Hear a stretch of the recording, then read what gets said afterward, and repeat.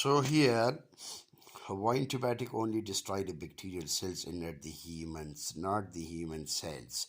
Because the antibiotic, here I'm going to mention, the antibiotic that usually synthesized from the bacterial DNA itself and designed to target the bacterial cells. It means that these antibiotics can directly target the bacterial cells, not the human cells, because these antibiotics can be directly, it can be synthesized and extracted from these microorganisms. Let's say that like in anti-cancers chemotherapy, we are going to target these abnormal cells, is we are going to treat the cancer cells with the help of anti-cancer drugs or anti-neoplastic drugs, or you can say chemotherapy. So we are going to target these abnormal cells so it doesn't destroy the normal cell. So the same case is here. Mean this antibiotic can be synthesized from plant source, animal source, microorganism, minerals, and many and more. So these antibiotics can be synthesized from bacterial DNA itself and designed to target the bacterial cell. So it means that diamond cuts diamond. So it is very easy to understand, because we haven't any other option. So that's why antibiotic can directly target the bacterial cells only, not the human cells. Now look at here, this is gram positive and this is gram negative bacteria. Look at this plasma membrane, or you can say cell membrane. Periplasmic space is there, and peptidoglycan, their plasma membranes. Periplasmic space and peptidoglycan, the outer membrane, lipopolysaccharide and protein. This is made of proteins. So this is a little bit microbiology. So I'm further.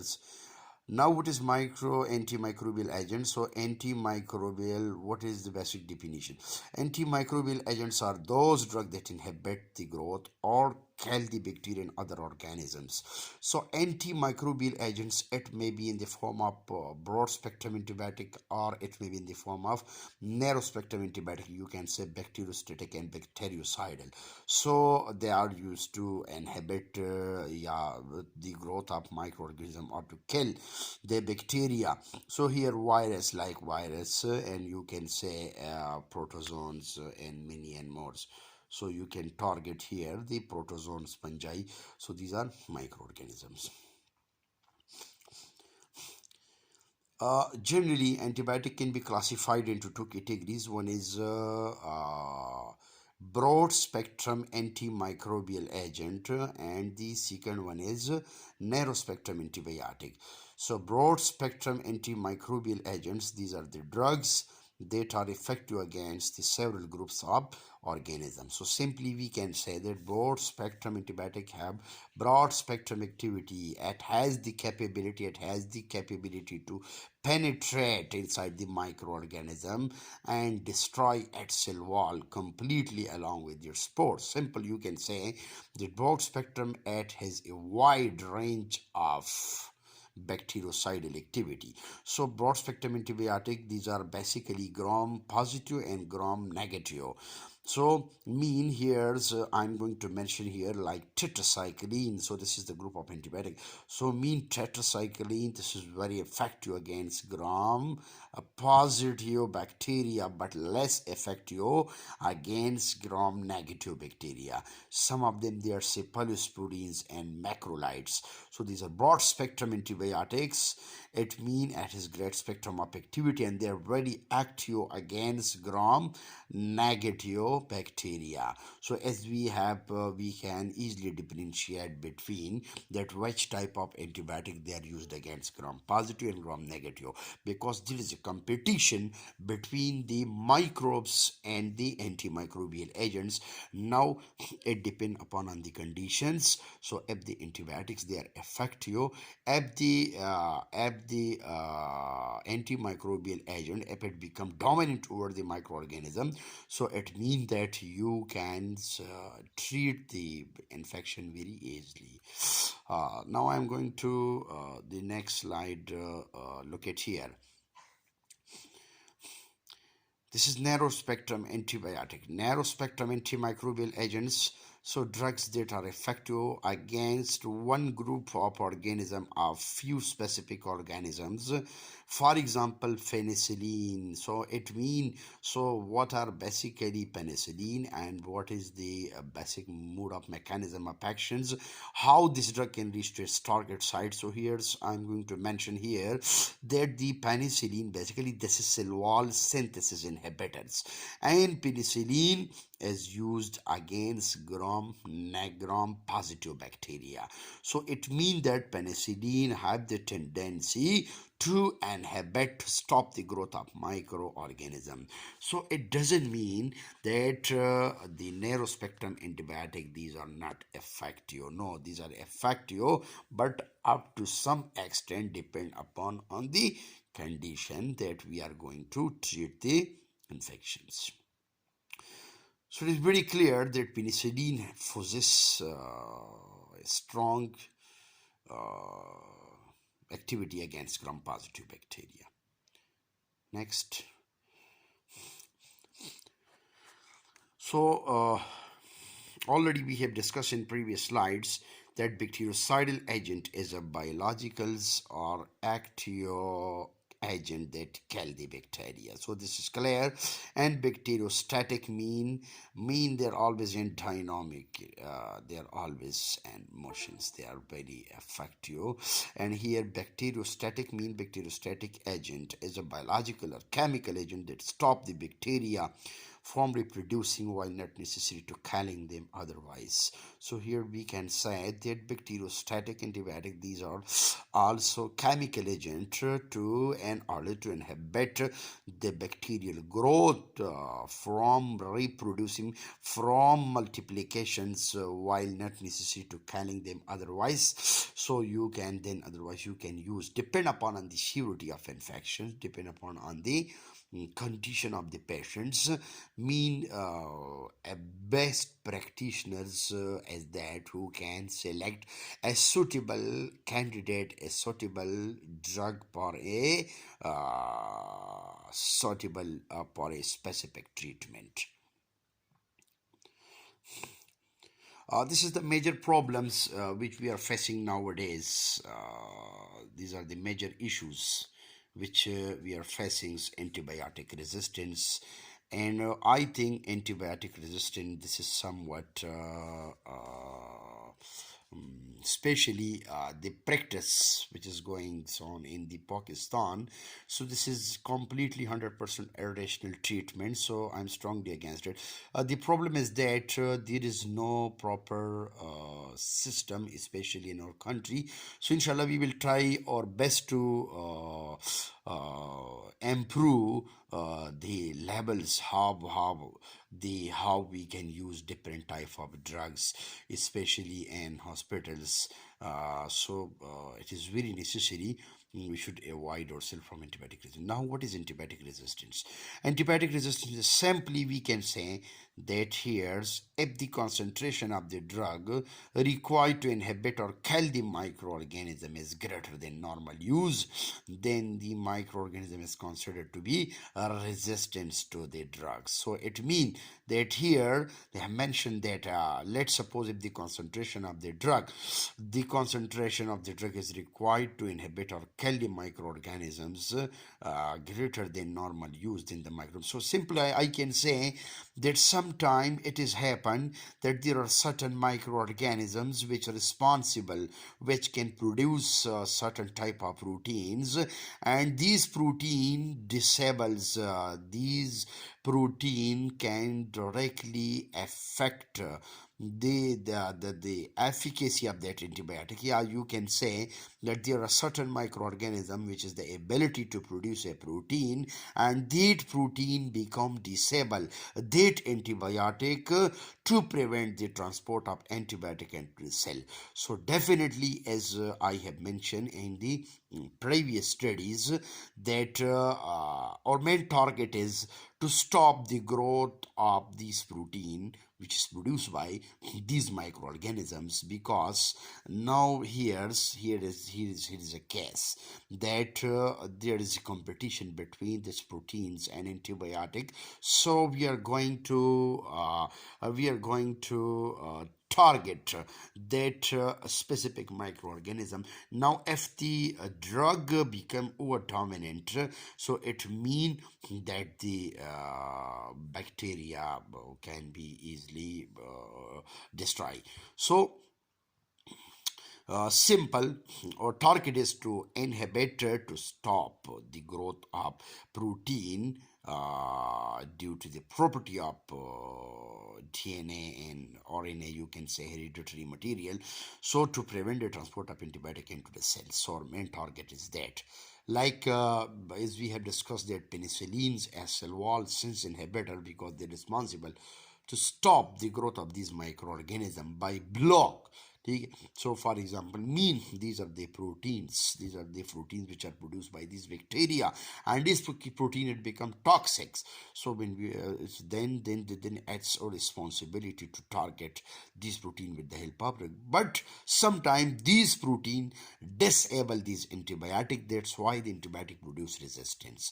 And there are so many cases we can say that different patients, sometimes we are using multiple drugs, different antibiotics, or continuously or be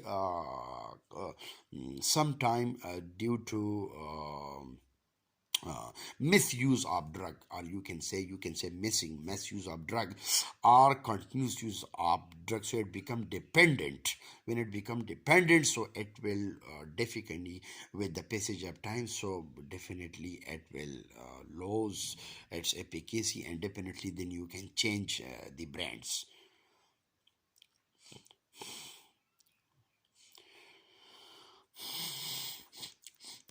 Look at here, this is cross resistance. Cross resistance to a particular antibiotic that often results in resistance to other antibiotic, usually from and similar chemical classes to a bacteria may not have exposed. Cross resistance can occur, for example, to both colistin and polymyxin. We are both clindamycin and encomycin. Cross resistance, it is always occurs between two drugs. So we can say that cross resistant to a particular antibiotic that often results in resistance to other antibiotic. Sometimes, as we have discussed in drug interaction, that whenever we are going to recommend it two or more than two drugs simultaneously, so they will enhance or reduce or they will cancel the effect of each other. So there must be chances of cross resistance which is occurs. Sometime there is no need to use a certain antibiotic, but due to the negligence of the physicians, medical practitioners, or many more those who are working and several different health care system. So I think that whenever we are using any kind of drug, so then we should start from low dose and then onward. We can maintain that concentration in the blood plasma of the patients. So it means that low dose of a drug is more potent than higher dose, and low dose of a drug is more safe, and high dose of a drug, so it become toxic and it will increase the ADR, adverse drug reactions. Okay, so next, look at here, these are the pregnancy category, and pregnancy category A. And category A, there are different type of categories like category A, B, C, D, X, and many and more. Now these are the pregnancy category drugs. Here in pregnancy category A drug, you can send no risk and control human studies. IDCAT and well controlled human study have failed to demonstrate a risk to the fetus in the first trimester of pregnancy, and there is no evidence of risk. And the last later trimester mean there is up to some extent you can say there is no risk and control human studies, as they have forced their pregnancy a category. there is no risk and control human studies, and but there is adequate and well controlled human studies have failed to demonstrate a risk to the fetus in the first trimester of the pregnancy. Mean there is little bit safety here, but they couldn't report here that there is no evidence of risk in the last trimesters. Mean then inshallah in next slides I will discuss that what are category A drugs, category A and category B and many more.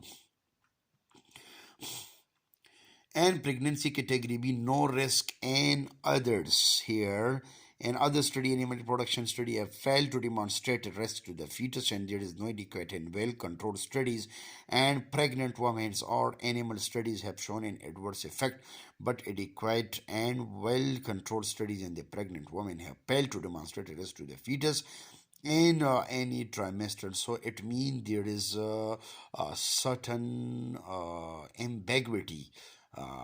This is you can say ambiguous nature of pregnancy category B drugs, that there is no risk, and other studies like animal reproduction studies have failed to demonstrate risk to the fetus, and there is no adequate and well controlled studies in a pregnant woman. So I mean there is a little bit doubt here, but the animal study have shown an adverse effect.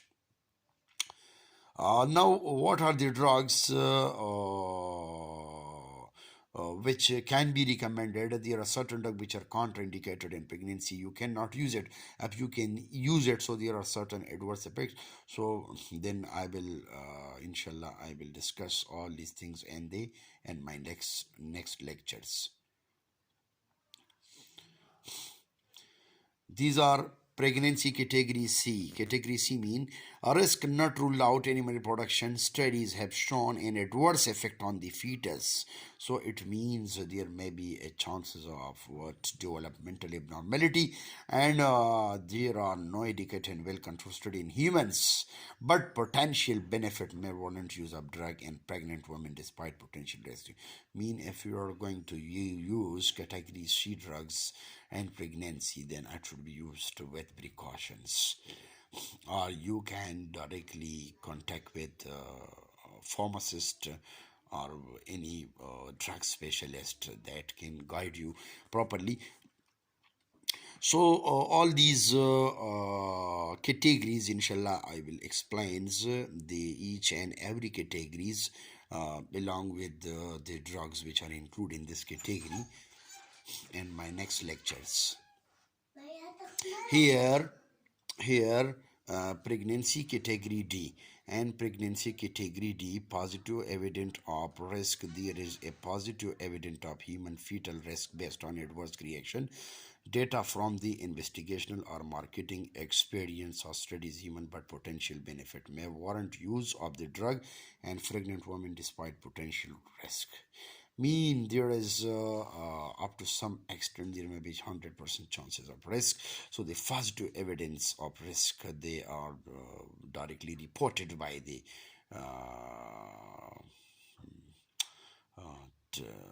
WHO and government agencies. There is positive evidence. Now next